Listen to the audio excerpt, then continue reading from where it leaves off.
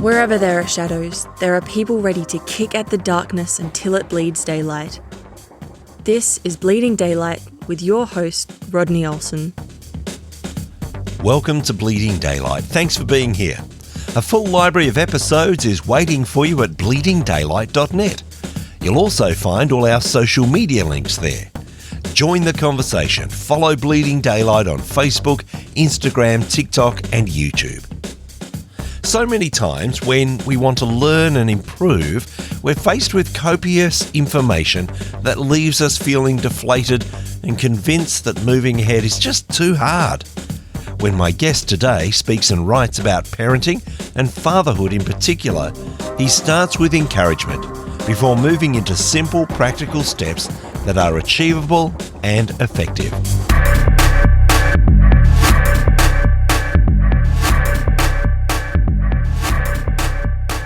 My guest today is someone I think a lot of dads genuinely need to hear. I'm sure that those who want to support dads will also get a lot from the conversation.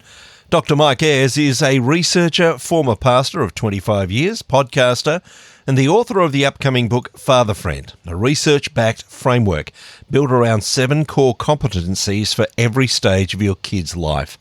Mike isn't coming to this topic from some ivory tower. He's a dad of 3, a grandfather, and someone who's done the hard, honest work of figuring out what it actually takes to show up well for your kids. Mike, welcome to Bleeding Daylight. Thank you, Rodney. It's so good to be with you.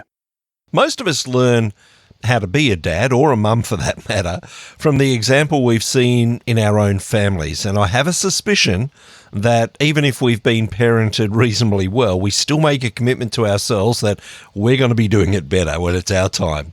I'm wondering what it was like for you growing up. Did you see good fathering modelled in your home? No is the short answer. I came from a working class family. My mother was a nurse's aide in a nursing home. My father was a construction worker. Both of them were alcoholics. And so we had a rather chaotic upbringing, me and my 2 younger brothers. I have memories of some of that trauma. I remember my parents showing up drunk at one of my baseball games in the 9th grade. And early on, my father and mother fighting, physically fighting, and her throwing coffee in his face and him pinning her head to the kitchen table. Those are some of the hard memories I have about growing up. And my father, to be fair to him, he was not physically, sexually abusive in any way to us. He was physically abusive to my mother. But more than that, as a father, he was just absent. I have no memory of sitting in my father's lap. I have no memory of him ever telling me that he loved me. You can imagine me bringing that into adulthood and into my fatherhood and some of the wounds that I carried with me into it. I think the sad thing, Rodney, is that we live in a world where that story, sadly, is not all that uncommon. Men in particular are bringing into adulthood and into fatherhood brokenness. They're coming from a culture of divorce, a culture of materialism. They're bringing with them into fatherhood myths and misconceptions about identity, what it really means to be successful in life, and having no clue what it really means to be a good father.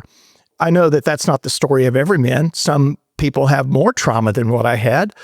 Many men were raised in homes that were very good homes, and they had good fathers. But as you said, the truth is that we all bring with us some kind of brokenness, some kind of flaw, some way that we have learned to cope with the world. And I think it's very important for us to be aware of that and then seek to pass on to our children something differently than what we received. And I was very fortunate to have that in my life. I became a believer in Christ at 17, had a very dramatic change in my life. I was also very fortunate to have a man who was the youth pastor at the church who mentored me and gave me an example of what a loving dad looked like. Through that transformation personally, through his mentorship, and then through just being around other dads and learning from them over the years, I, again, was able to learn how to handle this a little bit better, at least. I did have this moment after having kids. I realized I was pretty much winging it. So I began reading a lot, Because again, I was pretty driven about making sure that my kids were given something that I didn't have. It concerned me, and I began reading a lot, studying a lot. I worked in higher education at that point. I have a PhD in organizational leadership, and my dissertation research had to do with the relationship of this psychological construct called ego identity and its relationship to leadership. And so it proved to be incredibly helpful for me understanding my kids and how they grew. And then I was a pastor for 25 years. So all that combined, and as a pastor, I sat with families who had gone through every kind of crisis you can imagine in parenting. I brought all of that to an understanding of intentional fatherhood. Eventually, out of that formed this father-friend model that I share with dads now. You said that there was a bit of hesitation when you were going into parenthood, becoming a father, and so you started reading. Do you think that a lot of men come to that point where there's a little bit of fear, a little bit of hesitation? I'm about to have a human life placed in my care. I don't think I'm ready. Yeah, if you're a dad out there, you know that moment when you held your firstborn child. It was a moment of awe and wonder and even fright because, we all kind of pledged to ourselves, I'm going to give this child my very best. But then, life happens and we get distracted, we get busy. We all have this desire in us. Most dads love their kids. It's not a question as to whether they'll love their kids. The question is whether they will love them intentionally. Will they have a self-awareness? Will they have a purpose? Will they have a map and a model by which to be a good father? Because fatherhood is too important just to kind of guess your way through.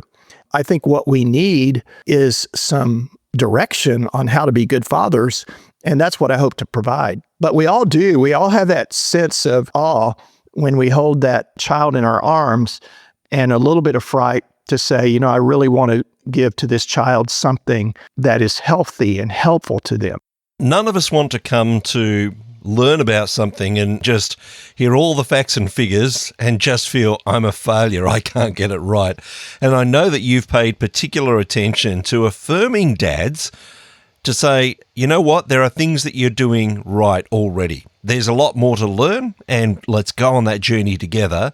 But how important is it that we affirm dads in what they are getting right? That's a great question, Rodney, and I'm glad you brought it up because I'm doing all of this to hopefully equip and encourage fathers. That's really what I want to do. In our culture, dads can be dismissed, and I think their importance tends to be minimized.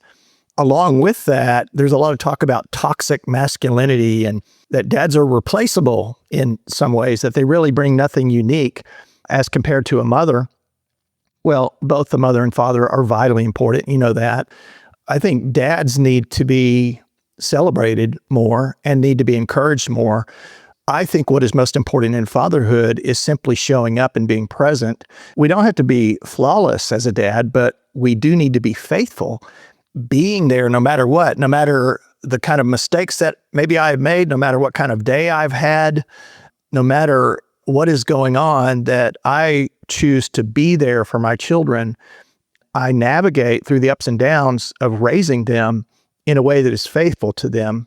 Dads do an amazing work, and we need more of them to be celebrated.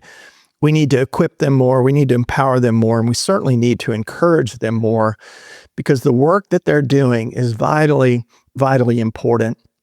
And in many ways, we've seen in our culture the negative effects of that work not being done. But for those who are engaged, for those who are involved, for those who are doing their best, they really need encouragement.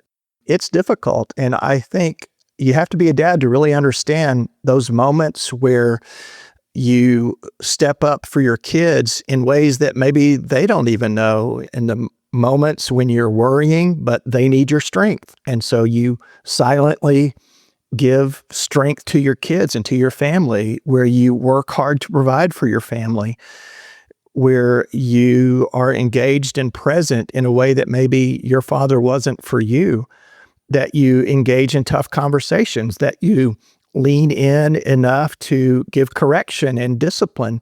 Nobody likes to do that, but we need to do it because our kids need it. And that's what love means. Love is giving to our children what they need when they need it. And there are many fathers who are doing that. in a great way. And they're not getting the applause. It's not in the spotlight. There's so many things done behind the scenes that fathers do.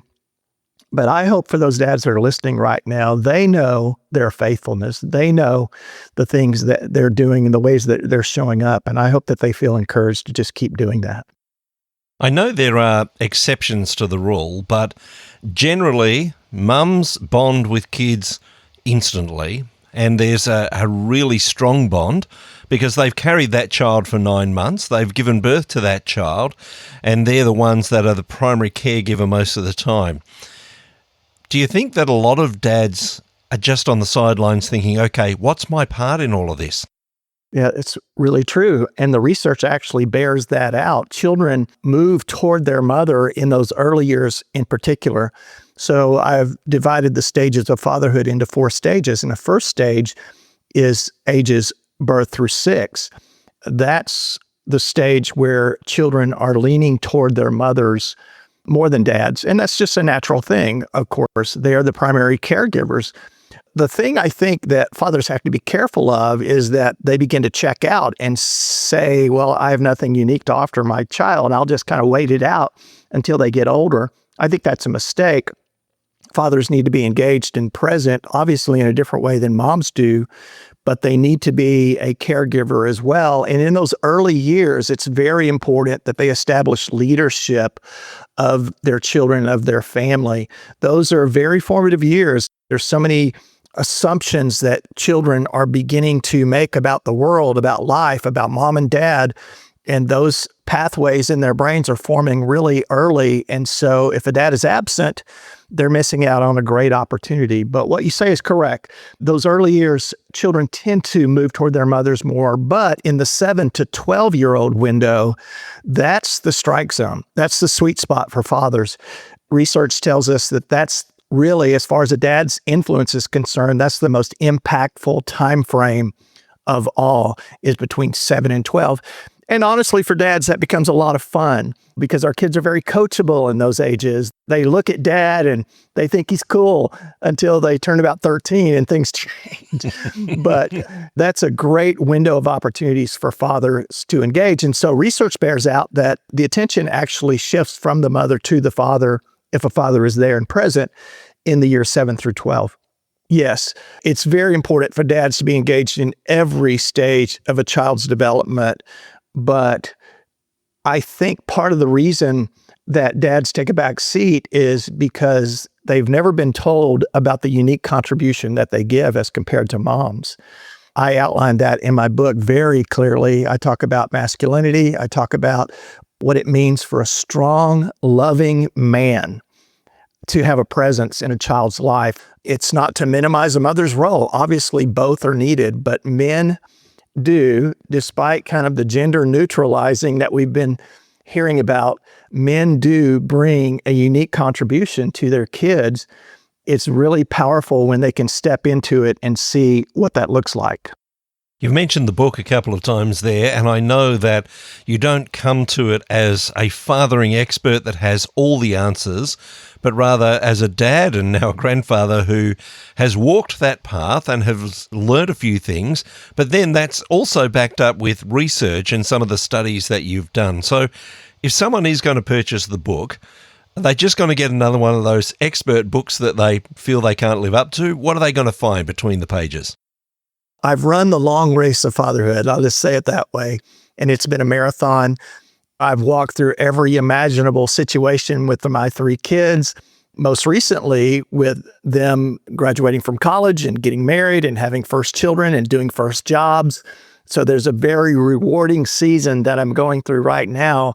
All of that was preempted or qualified with all the other stages that I went through with my kids. I bring not just my research and not just my leadership background and not just my pastoral experience in speaking to parents and families and counseling them, and teaching parenting workshops, those kinds of things, but I also bring my experience as a father and being a dad. I tell people I'm an author, I'm a speaker, but the best title I ever had was the title of dad. I love being a dad. I love ministering to fathers. So I try to bring real world experience into the book. in the beginning of the book, I say, listen, I didn't do it perfectly. Nobody does. And there are moments that I wish I could take back, moments that I have regret. I share some of those moments in the book. I have call outs in the book. Some of the call outs are called When I Blew It. And so I share with dads times when I didn't do well. And I think that's important because all of us do have moments that we wish that we could redo, but there's something to learn from those moments. And there's something to learn from somebody that's a little bit ahead of them in that marathon called fatherhood. Somebody once said, to learn from your own mistakes is good, but to learn from somebody else's is genius. And I think that's really true. We can learn a lot from other people's mistakes. So I try to share some of those things, some of the victories also, some of the successes, but also some of the times that I wish I could go back and change things. And that's what I hope to bring to fathers so that they really feel encouraged and can identify with me as a dad too.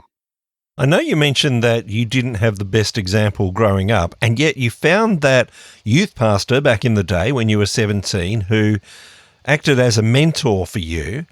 I suppose there'd be a lot of people that weren't fathered all that well, and yet they're still all at sea. How do we go about finding someone who can mentor us, who can take us on that journey and be a few steps ahead of us and lead us in that way?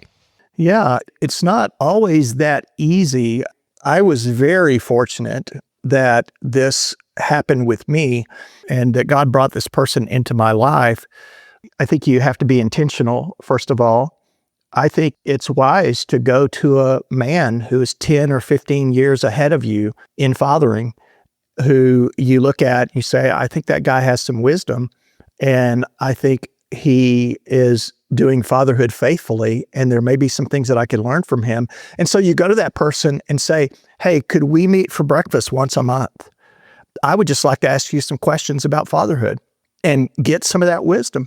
I think, Rodney, the sad thing is that younger dads tend not to do that. I don't know why that is. They tend not to get information. They tend not to get wisdom. They tend not to be equipped as they should as fathers. It doesn't make sense to me in many ways because men will get coaching for leadership, coaching for business, education in order to be successful in life, but then they'll just kind of wing it as a dad. And there's really no more important role in life than that, in my opinion. So it's important to surround yourself with wisdom. And I think that's one way to do it. But I think the other way to do it is grab my book, get to a donut shop, and sit down with 3 or 4 other dads. At the end of each chapter, I have 8 questions for review. It's made for that very reason, for dads to sit down and have discussion about what they've read. I've done that for years and years. Even before writing the book, I've met with men, built community with other dads, and it's been incredibly helpful to me. So I think, first of all, go to that person who's older, wiser, ask them to meet with you, and then find 3 or 4 others, lead, take initiative, find 3 or 4 other dads, get together, hold each other accountable, and be encouraged by each other. This is a task that is too important to be left to chance, so we need to take action. Yes. I'm thinking now of perhaps those fathers who are 10 or 15 years down the track, and especially in our churches, our faith communities, should we be looking out for those younger guys? And maybe we should be making the initiative and saying, hey, how's it going? I know that you're a brand new father or you're about to become a father. Do you want to grab coffee sometime? Boy, that's a great take. That angle is one, honestly, I haven't really thought about that much, but I'm in that season of life right now. And I do meet with 3 or 4 other men for breakfast every other week. And we talk about all things, marriage and fatherhood. But boy, for men in this season, like in my season of life, there are a lot of conveniences that are nice. Most of us are retired or semi-retired. We have more time. We have an empty nest, so the kids are not there. We're seeing grandkids as much as we can, but life has a different kind of busyness to it. And to be able to go to other men and have some purpose in this season of life that says, listen, I'm going to mentor. Maybe I won't use that word, but I'm going to mentor and help other men along the way. I'm going to reach back to the generation behind me and pull them along. and share that wisdom with them in a very natural and organic way. It's not like you're an authority on everything or that you're perfect, but just being willing to be used like that is greatly important. And so, yes, you've got men out there listening that are in this season. Take the initiative and go find a younger dad and begin to have breakfast with that person and just ask some questions. We're talking about intentional fatherhood, intentional parenting. And I have heard it said that we should think forward and say, what do I want this young baby to be like when they're 18 or when they're 21?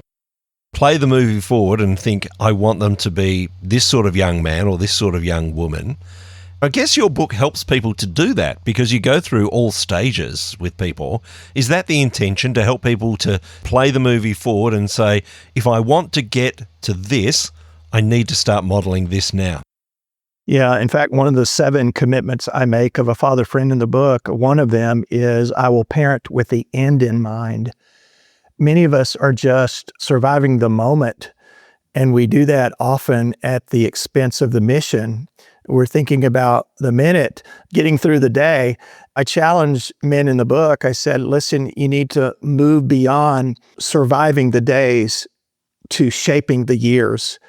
That means we've got to kind of transcend the busyness of our daily lives, rise above that, and look back upon it and see the end goal.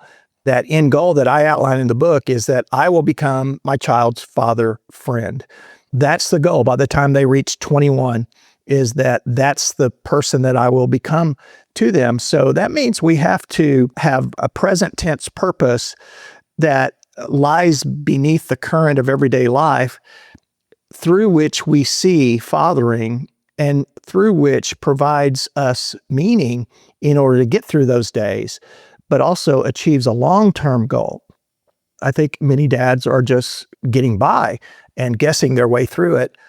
Well, there is a way to have a mindset, a framework by which to understand everyday interactions with my child that end up leading to something that's really very important in the long term. When you set a purpose in front of you, and this is true for any area of life, I certainly learned this in my leadership studies, purpose has some amazing benefits. And when we define a purpose and keep it in front of us, it has the ability to give us a sense of endurance.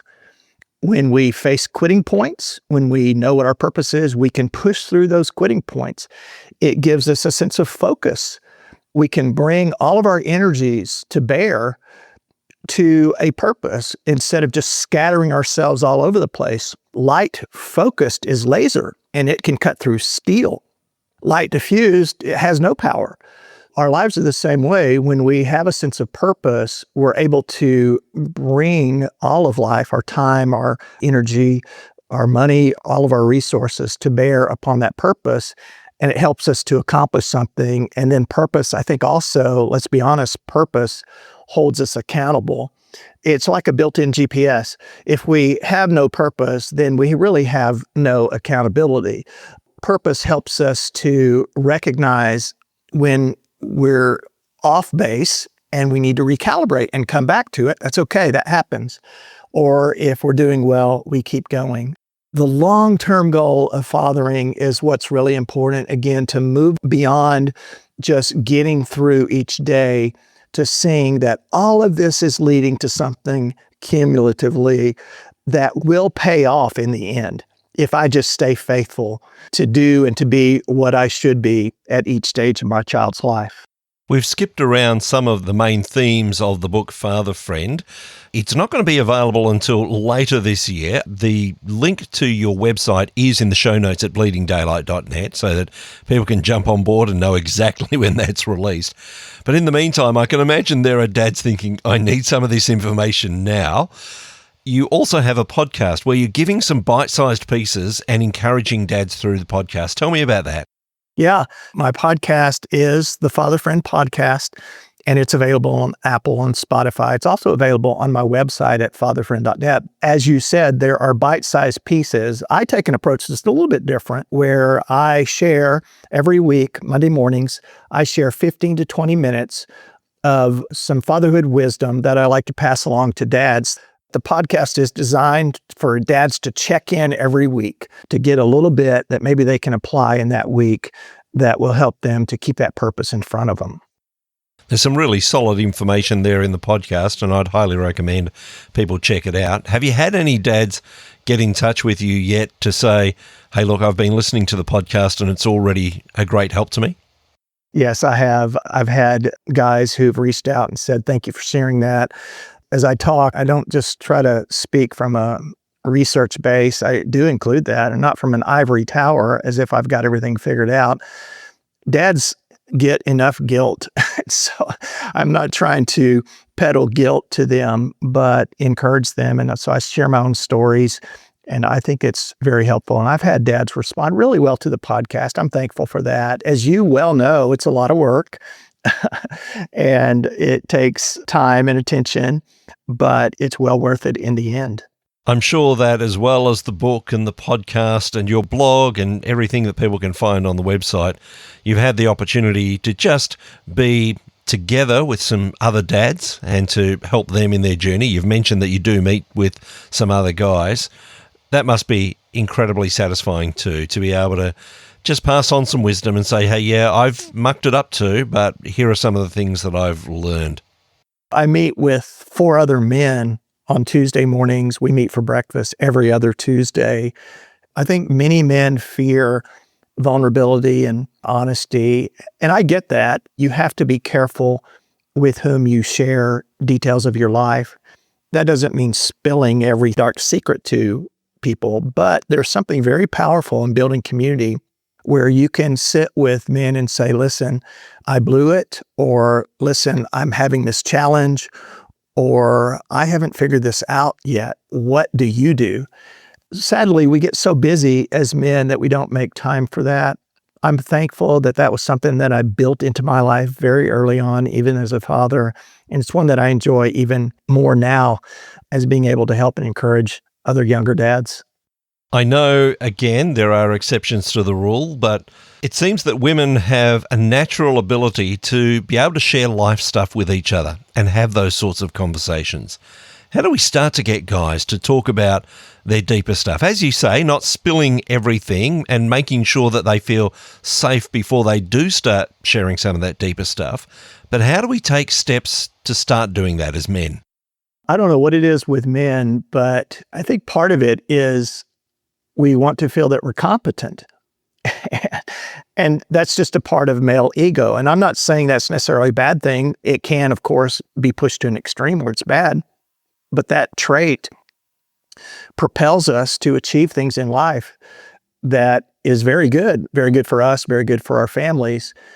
I think along with that, we have a hesitancy to be equipped, to be taught, to humble ourselves enough to learn, to surround ourselves with men who will hold us accountable.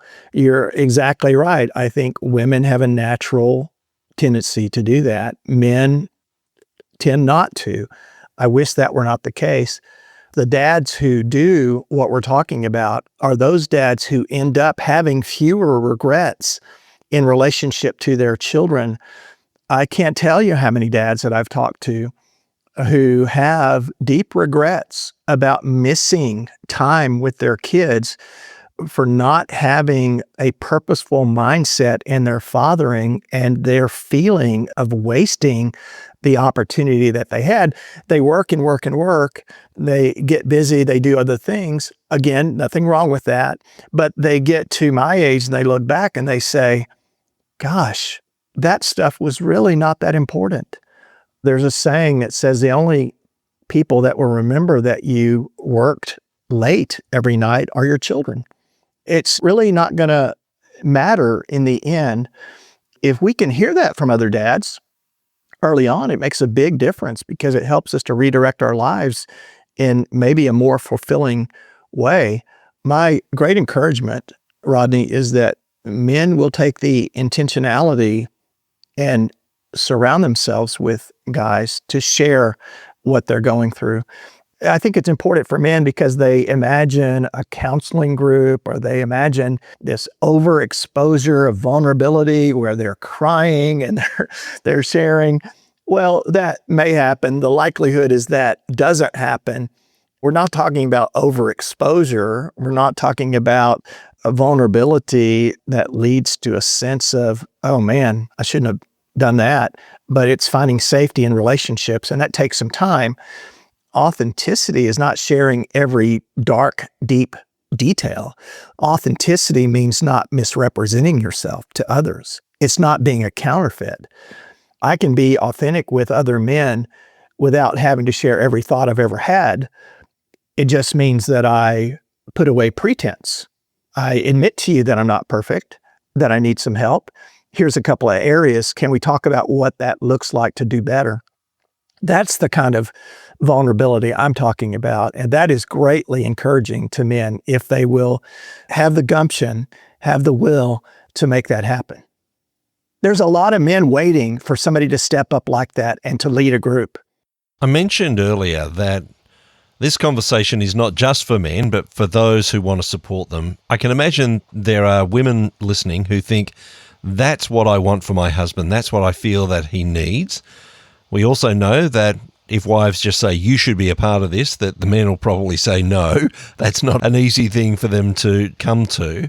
So what should women be doing if they see that this is an area where they know their husbands will benefit, they know their kids will benefit? How do they gently lead them towards this sort of fathering? Yeah, well, that's the art of influence, isn't it? And it's not just in the area of fathering. It's, I think, wives, women in relationship to their husbands hope to see certain things take place in their husbands' lives. And so they're constantly balancing this tension of, what do I say? What do I not say? When do I push? When do I not? And how can I encourage my husband toward these better things that I see?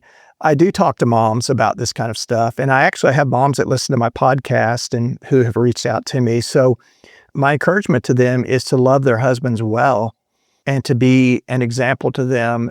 The primary way we change others is by changing ourselves.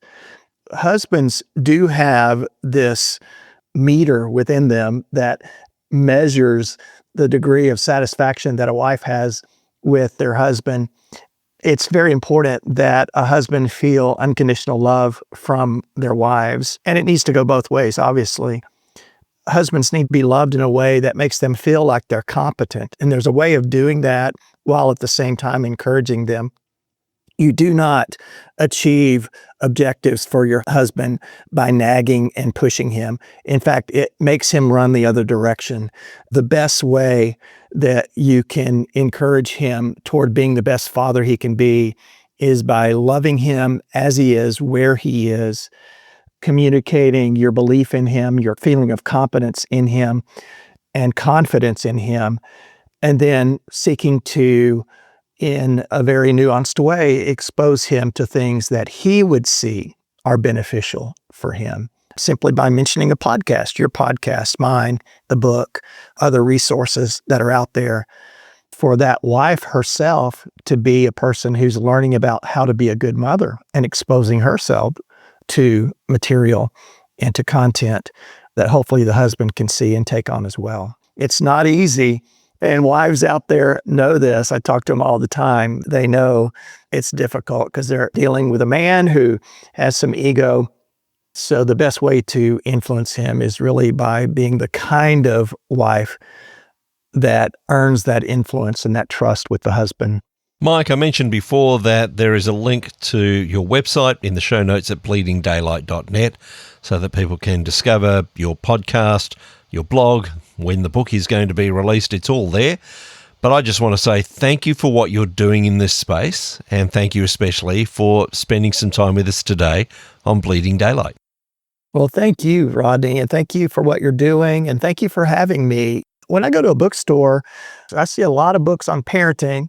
I see a lot of books on motherhood. I see a few books on parenting hacks for dads, but I don't see books that provide depth and frameworks and purpose. and competencies for fathers. And looking at that void in the literature is really what led me to begin all of this.